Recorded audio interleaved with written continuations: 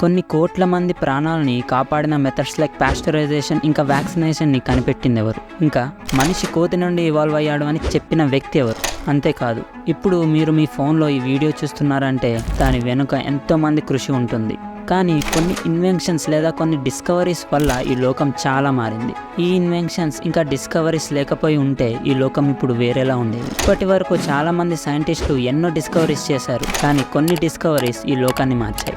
ఈ వీడియోలో అటువంటి డిస్కవరీస్ చేసిన సైంటిస్టుల గురించి తెలుసుకుందాం. Number 9, Galileo. ఈ పేరుని మీరు ఖచ్చితంగా వినే ఉంటారు. ఇతను ఒక ఇటాలియన్ ఆస్ట్రోనామర్ ఇంకా ఫిజిసిస్ట్. గెలీలియోని the father of modern physics and the father of modern science అని కూడా పిలుస్తారు.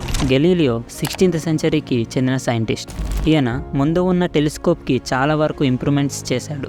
ముఖ్యంగా ఆ టెలిస్కోప్ యొక్క మ్యాగ్నిఫికేషన్ని ఇంకా క్లారిటీని చాలా వరకు ఇంప్రూవ్ చేశాడు. ఈ టెలిస్కోప్తో చాలా ఆస్ట్రోనామికల్ డిస్కవరీస్ చేశాడు. 1609వ సంవత్సరంలో గెలీలియో 20x మ్యాగ్నిఫికేషన్ ఉన్న ఒక టెలిస్కోప్ని తయారు చేశాడు. ఈ టెలిస్కోప్తో మన మూన్ మీద ఉన్న మౌంటైన్స్ని ఇంకా క్రేటర్స్ని డిస్కవర్ చేశాడు. అంతేకాదు, జూపిటర్ యొక్క మూన్స్ అయిన లో, యూరోపా, కెనిమేడి ఇంకా కెలిస్టోని ఈ టెలిస్కోప్తోనే డిస్కవర్ చేశాడు. దీనివల్ల ఈ మూన్స్కి గెలీలియన్ మూన్స్ అని పేరు కూడా వచ్చింది. దీని తర్వాత గెలీలియో వీనస్కి కూడా కొంతవరకు మూన్ ప్రాపర్టీస్ ఉన్నాయని తెలుసుకున్నాడు. తాను ఇన్వెంట్ చేసిన టెలిస్కోప్తో వీనస్ మూమెంట్స్ని చాలా టైం వరకు అబ్జర్వ్ చేసి మన సోలార్ సిస్టమ్ జియోసెంట్రిక్ మోడల్ని ఫాలో అవ్వట్లేదని చెప్పాడు. మన భూమి చుట్టూ అన్ని గ్రహాలు తిరిగే మోడల్ని జియోసెంట్రిక్ మోడల్ అంటారు. ఇది రాంగ్ అని గెలీలియో చెప్పాడు. కొంత టైం వరకు ప్లానెట్స్ కదలికలను గమనించి హీలియోసెంట్రిక్ మోడల్ని ప్రపోజ్ చేశాడు. అంటే సూర్యుడి చుట్టూ అన్ని గ్రహాలు తిరుగుతున్నాయని చెప్పాడు. ఇలా చెప్పిన మొట్టమొదటి వ్యక్తి గెలీలియో.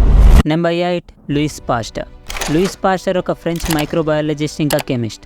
లూయిస్ మైక్రోబయాలజీ, కెమిస్ట్రీ ఇంకా మెడిసిన్ ఫీల్డ్స్లో చాలా వరకు తన ఇన్వెన్షన్స్ ఇంకా డిస్కవరీస్తో కాంట్రిబ్యూట్ చేశాడు. ఈయన ఇంపాక్ట్ ఇప్పుడున్న public health, food safety and modern medicine మీద ఎంతో ఉంది. లూయిస్ ఏం డిస్కవరీస్ చేశాడంటే pasteurisation, vaccination, gem theory disease ఇంకా ఎన్నో. ముందుగా పాస్టరైజేషన్. లూయిస్ వైన్ ఫర్మెంటేషన్ గురించి నేర్చుకుంటున్నప్పుడు వైన్ని 55 degrees Celsius వరకు హీట్ చేయడం వల్ల వైన్లో ఉండే బ్యాక్టీరియా చనిపోవడాన్ని గమనించాడు. దీంతో పాస్టరైజేషన్ అనే టెక్నిక్ని ఇన్వెంట్ చేశాడు. ఈ పాస్టరైజేషన్లో ఒక లిక్విడ్ని కొంత టైం ఇంకా టెంపరేచర్ వరకు హీట్ చేసి వెంటనే కూల్ చేస్తారు. దీనివల్ల దాంట్లో ఉండే బ్యాక్టీరియా చనిపోతుంది. ఇప్పటికీ చాలా ఫ్యాక్టరీస్లో ఈ పాస్టరైజేషన్ టెక్నిక్ని యూజ్ చేస్తారు. Second, vaccination. లూయిస్ చాలా వరకు డిసీజెస్కి వ్యాక్సిన్స్ని డెవలప్ చేశాడు, లైక్ ర్యాబీస్ ఇంకా యాంథ్రాక్స్ లాంటి వాటి మీద. ఈ డిస్కవరీస్ వల్ల ఇమ్యూనాలజీ ఇంకా వ్యాక్సిన్ డెవలప్మెంట్ చాలా వరకు ఇంప్రూవ్ అయింది. ఈ వ్యాక్సిన్స్ వల్ల చాలా మంది ప్రజల ప్రాణాలు కాపాడబడ్డాయి. ఇలా లూయిస్ పాస్టర్ చేసిన డిస్కవరీస్ చాలా వరకు ఈ లోకాన్ని మార్చాయి. నెంబర్ 7, అరిస్టాటిల్ ఒక ఏషియన్ గ్రీక్ ఫిలాసఫర్ ఇంకా మ్యాథమెటిషియన్.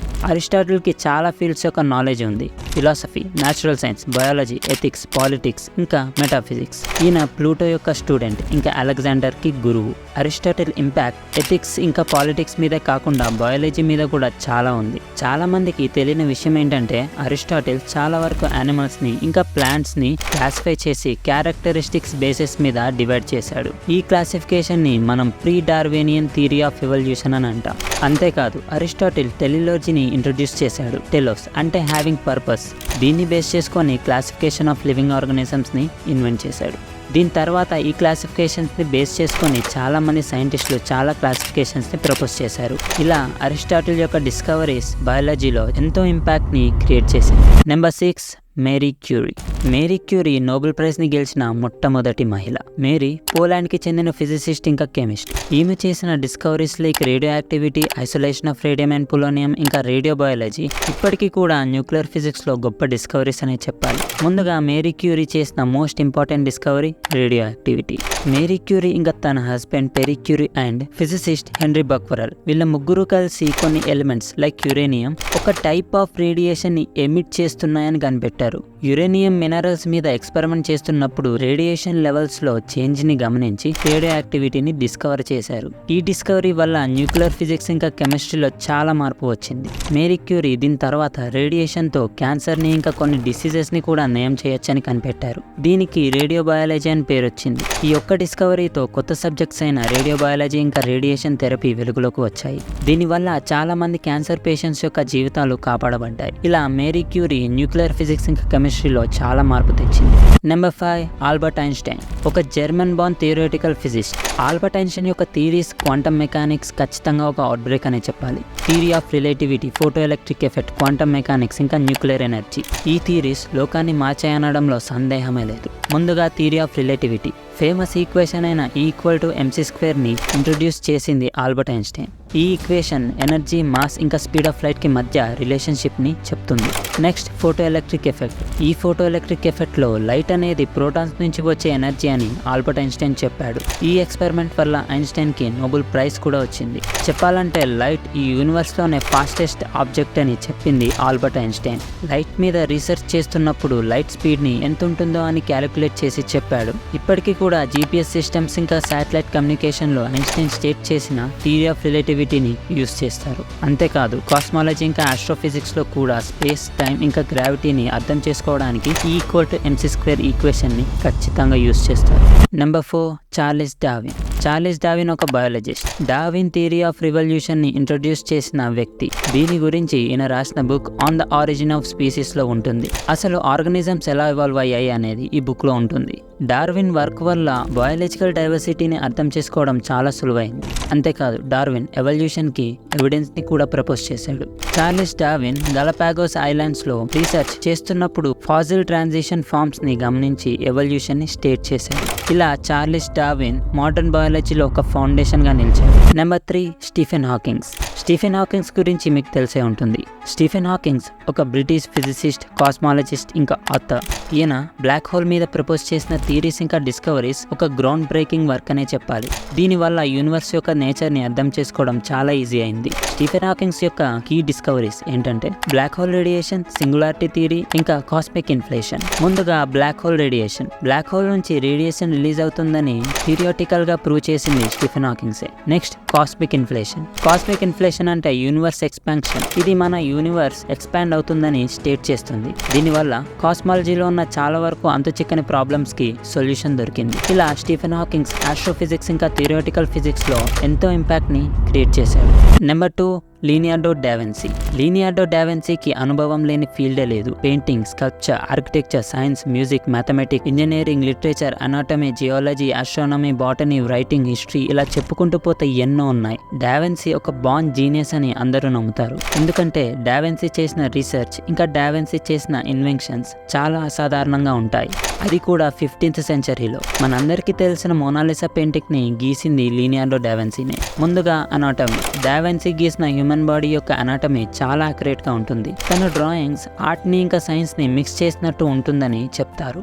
ఈ అనాటమీ హ్యూమన్ బాడీకి చెందిన మజిల్స్, బోన్స్ ఇంకా సర్క్యులేటరీ సిస్టమ్ స్టడీలో ఎంతో కాంట్రిబ్యూట్ చేసింది. Next engineering and inventions. First flying machine యొక్క డిజైన్ ని బర్డ్స్ ఇంకా బ్యాట్స్ ని బేస్ చేసుకొని వేసిన మొట్టమొదటి వ్యక్తి లియనార్డో డావిన్సీ. దీన్ని ఒరింటాప్టర్ అంటారు. ఇది చూడడానికి హెలికాప్టర్ లా ఉంటుంది. అంతేకాదు military based engineering like tanks ఇంకా జెయింట్ క్రాస్ బోస్ ని కూడా డావిన్సీ ఇన్వెంట్ చేశాడు.